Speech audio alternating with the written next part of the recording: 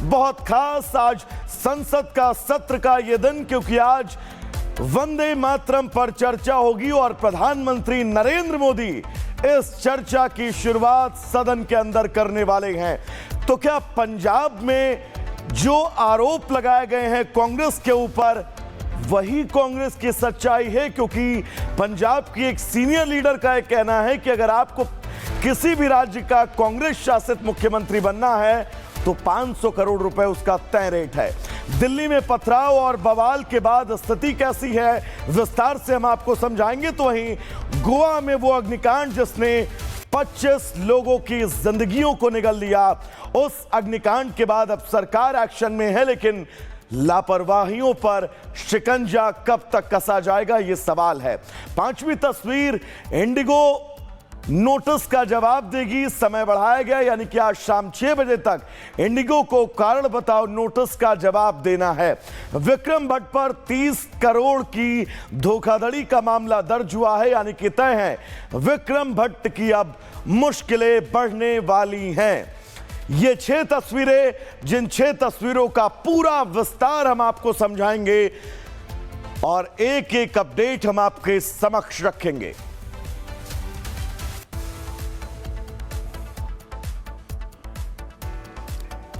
संसद का शीतकालीन सत्र चल रहा है, तो इस सत्र में वंदे मातरम के 150 साल पूरे होने पर 8 दिसंबर यानी आज खास बहस का आयोजन है। लेकिन सवाल ये कि वंदे मातरम पर ऐतराज जताने वाले सांसद क्या इस चर्चा को होने देंगे? लेकिन इतना तो तय है कि इस चर्चा में प्रधानमंत्री मोदी और अमित शाह विपक्ष के चेहरे से नकाब हटा देंगे। वो बताएंगे कि कैसे कुछ पार्टियां वंदे मातरम पर भी तुष्टीकरण की राजनीति वाला रुख अपना रही हैं। रिपोर्ट आपको दिखाएंगे।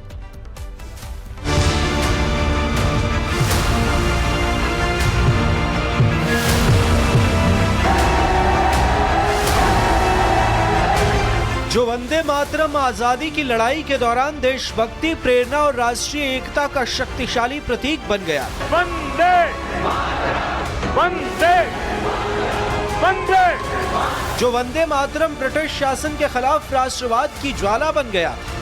जिस गीत ने स्वतंत्रता संग्राम से संविधान तक का सफर तय किया, उस वंदे मातरम पर कल यानी 8 दिसंबर को संसद में चर्चा।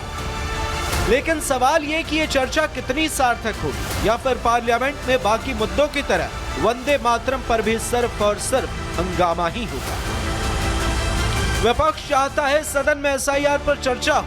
वंदे मातरम पर चर्चा विपक्ष को बीजेपी और संघ का एजेंडा लग रही। देश की आजादी की लड़ाई में जब कांग्रेस अंग्रेजों के खिलाफ लड़ रही थी, जो नेतृत्व में कांग्रेस के सभी शामिल थे उसमें, जिस तरह और भारतीय जनता पार्टी का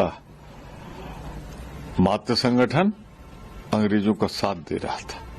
हम यहां वंदे मातरम अंग्रेजों के खिलाफ गा रहे थे, इस गीत से प्रेरणा ले रहे थे, देश आंदोलित हो रहा था और भारतीय जनता पार्टी, उसके मातृ संगठन अंग्रेजों के समर्थन में खड़े हुए थे। वंदे मातरम पर चर्चा के खिलाफ बीजेपी ने भी कमर कस ली।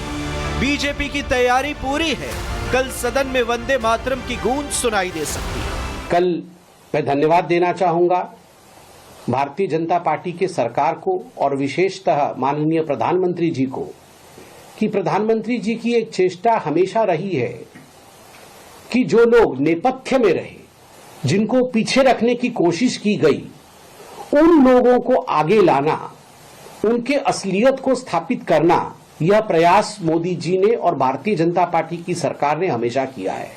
1 वर्ष का जो सेलिब्रेशन हो रहा है, घर घर तक वंदे मातरम को पहुंचाना, वंदे मातरम के महत्व को जानना, वंदे मातरम के इतिहास को जानना और वंदे मातरम के माध्यम से देश के नींव के साथ जुड़ने का, पुनः to relive the time in history, जिस समय हमारे पूर्वजों ने इस देश के लिए वंदे मातरम कहते हुए अपने खून को बहाया था।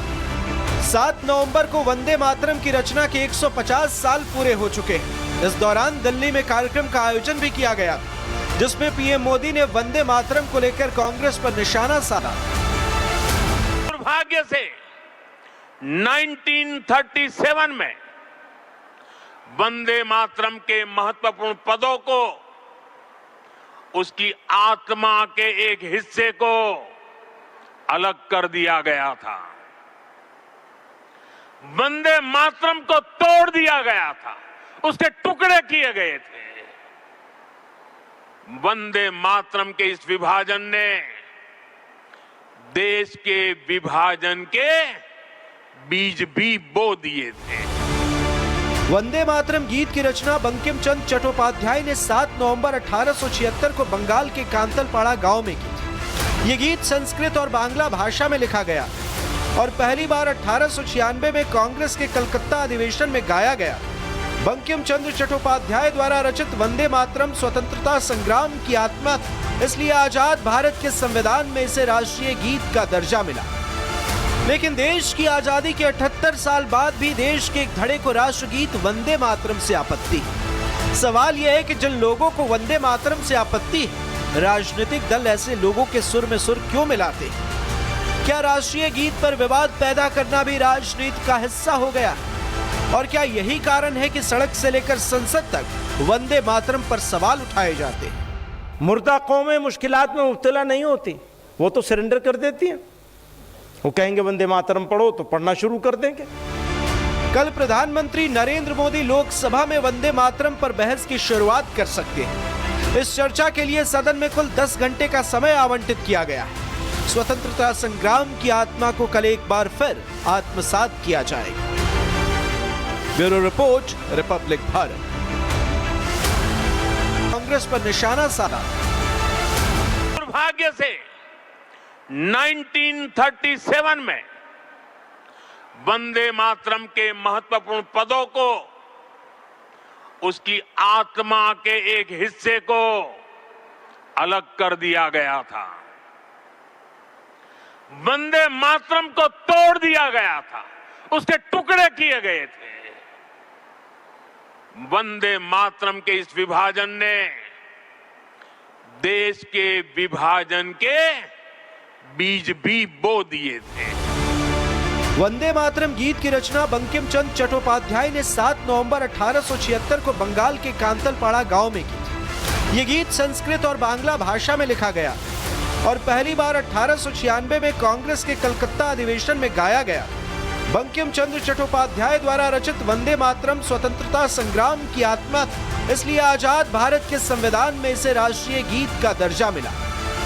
लेकिन देश की आजादी के 78 साल बाद भी देश के एक धड़े को राष्ट्रगीत वंदे मातरम से आपत्ति है। सवाल यह है कि जिन लोगों को वंदे मातरम से आपत्ति है, राजनीतिक दल ऐसे लोगों के सुर में सुर क्यों मिलाते? क्या राष्ट्रीय गीत पर विवाद पैदा करना भी राजनीति का हिस्सा हो गया? और क्या यही कारण है कि सड़क से लेकर संसद तक वंदे मातरम पर सवाल उठाए जाते हैं? मुर्दा कौमें मुश्किलात में मुब्तला नहीं होती, वो तो सरेंडर कर देती हैं। वो कहेंगे वंदे मातरम पढ़ो तो पढ़ना शुरू कर देंगे। कल प्रधानमंत्री नरेंद्र मोदी लोकसभा में वंदे मातरम पर बहस की शुरुआत कर सकते हैं। इस चर्चा के लिए सदन में कुल 10 घंटे का समय आवंटित किया गया है। स्वतंत्रता संग्राम की आत्मा को कल एक बार फिर आत्मसात किया जाएगा। Bureau report, Republic Bharat.